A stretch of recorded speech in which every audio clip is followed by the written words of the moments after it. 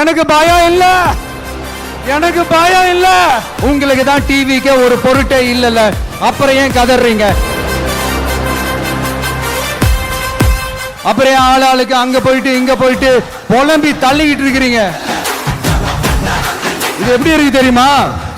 எனக்கு பயம் இல்ல, எனக்கு பயம் இல்ல அப்படின்னு சத்தமா சவுண்ட் விட்டுக்கிட்டே சத்தமா பாட்டு பாடிக்கிட்டு இந்த நடுங்கிக்கிட்டே சின்ன பசங்க நடந்து போவாங்க. அந்த மாதிரி இருக்கு. முதல்ல மண்டையில இருக்கிற கொண்டே மறைங்க சார்.